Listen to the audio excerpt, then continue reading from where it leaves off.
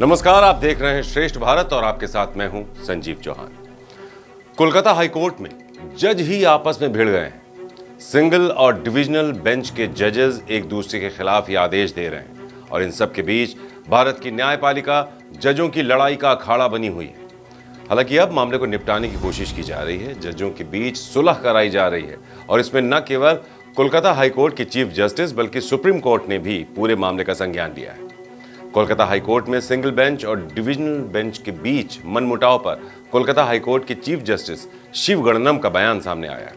उन्होंने इस मामले पर नाराजगी जताते हुए कहा है कि जो कुछ हुआ उससे मैं दुखी और शर्मिंदा हूं। कानून के मंदिर में ऐसी चीजों की उम्मीद नहीं की जाती है। कोलकाता हाईकोर्ट देश की सबसे सम्माननीय अदालतों में से एक है, इसलिए जो स्थिति पैदा हुई है उसका असर आम लोगों पर पड़ रहा है। जस्टिस शिव गणनम ने कहा, हम स्थिति को सामान्य करने की पूरी कोशिश कर रहे हैं। मुझे उम्मीद है स्थिति फिर से सामान्य हो जाएगी।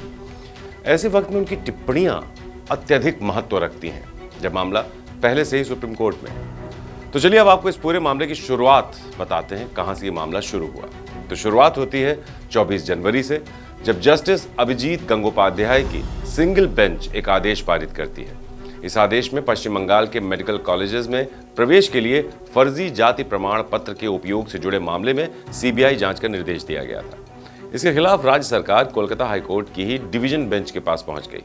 इस डिवीजन बेंच में जस्टिस सोमन सेन और उदय कुमार सुनवाई कर रहे थे। दोनों ने पश्चिम बंगाल सरकार की बात सुनने के बाद यानी डिवीजन बेंच ने सिंगल बेंच के आदेश पर स्टे दे दिया। जब ये बात जस्टिस अभिजीत गंगोपाध्याय को पता चली तो उन्होंने जस्टिस सोमेन सेन पर टिप्पणी करते हुए सीबीआई को इस मामले में कार्यवाही करने का आदेश दिया। उन्होंने डिवीजन बेंच का आदेश मानने से इनकार कर दिया। 25 जनवरी को सीबीआई ने सिंगल बेंच के आदेश पर मामला दर्ज कर लिया, जबकि 25 जनवरी को डिवीजन बेंच इस मामले की सुनवाई कर रही थी और उसने सीबीआई को किसी भी तरह की कार्यवाही करने से मना किया था। 25 जनवरी डिवीजन बेंच ने सिंगल बेंच के आदेश को खारिज कर दिया और यह भी कहा कि सीबीआई केस से जुड़े सारे कागजात राज्य सरकार के वकील को वापस कर दे और केस में कोई भी कार्यवाही करने से बचे। इसके बाद देर शाम इस केस की सुनवाई करते हुए जस्टिस अभिजीत गंगोपाध्याय ने अपने आदेश में डिवीजन बेंच के आदेश को खारिज करते हुए डिवीजन बेंच के जस्टिस सोमन सेन के नाम का जिक्र करते हुए कहा कि सोमन सेन इस मामले में इतनी दिलचस्पी क्यों ले रहे हैं। इस मामले में इस बात का भी जिक्र किया गया कि मामले की जांच के लिए अर्जी लगाने वाली इतिशा सोरेन ने सीबीआई जांच की मांग नहीं की थी, जिसकी सफाई देते हुए जस्टिस गंगोपाध्याय ने अपने आदेश में यह लिखा कि अगर कोई घोटाला सिर उठा रहा हो तो फिर यह अदालत की जिम्मेदारी है कि वो उस मामले में जांच का आदेश दे। ये जांच राज्य पुलिस या सीबीआई किसी से भी कराई जा सकती है, चाहे अर्जी लगाने वाले ने सीबीआई जांच की मांग की हो या ना की हो। अब मामले की गंभीरता को देखते हुए सुप्रीम कोर्ट ने पूरे मामले का सुओ मोटो भी लिया। 27 जनवरी को सुप्रीम कोर्ट की 5 जजों की बेंच ने जस्टिस गंगोपाध्याय के जारी सीबीआई जांच के निर्देशों के साथ ही कोलकाता हाईकोर्ट के सामने लंबित सभी तरह की कार्रवाई पर रोक लगा दी। हाईकोर्ट के जजों के बीच हो रही इस तरह की खींचातानी न्यायपालिका की छवि को आम लोगों के बीच खराब करती है।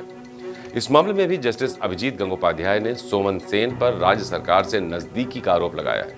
हालांकि सुप्रीम कोर्ट के दखल के बाद इस पूरे मामले के सुलझने की उम्मीद नजर आ रही है। हो सकता है कि सुप्रीम कोर्ट इस पूरे मामले की सुनवाई कोलकाता हाईकोर्ट की ही किसी और बेंच या जज से करा ले, या फिर यह भी हो सकता है कि सुप्रीम कोर्ट इसमें सुनवाई करने के बाद एक बार फिर से मामले को वापस कोलकाता हाईकोर्ट भेज दे। तो जो भी होगा इस पूरे मामले में सबसे पहले हम आपको करेंगे इसकी खबर आपके अपने चैनल श्रेष्ठ भारत पर। फिलहाल अभी के लिए इतना ही। नमस्कार।